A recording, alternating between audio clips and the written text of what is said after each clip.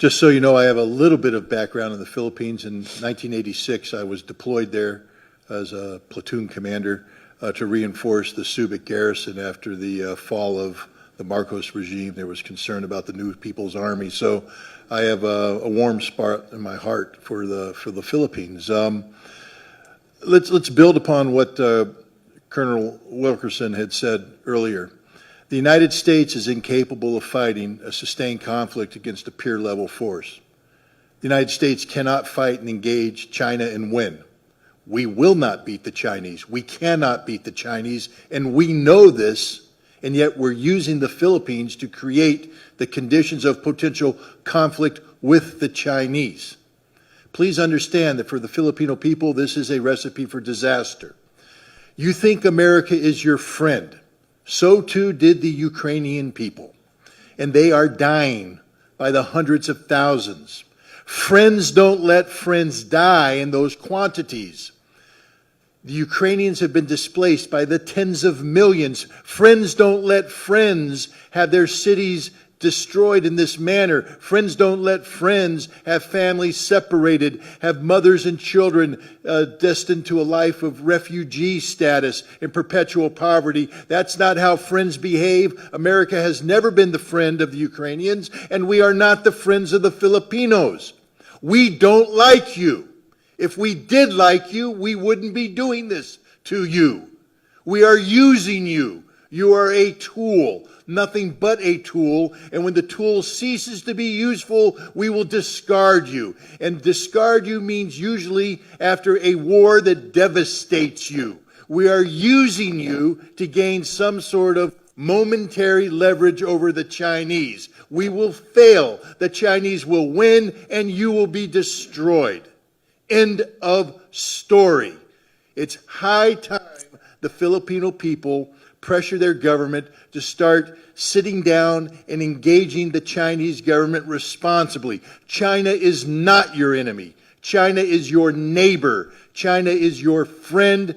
China doesn't want war. And if you would engage China in diplomacy, and as we've all indicated here, America has long since lost the skill set necessary to carry out diplomacy, but the Philippine people can reignite this, to relearn it, to use this skill to prevent a war. But if you continue to behave as colonial subjects, and I know that's a sore subject in the Philippines, because you were the colonial subjects of America. We still view you as our colonial subjects.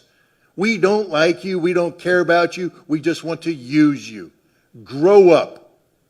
Grow up and act responsibly. Take control of your own future. America is not here to help you. America is here only to use you until there's nothing left, and then we will discard you on the trash heap of history.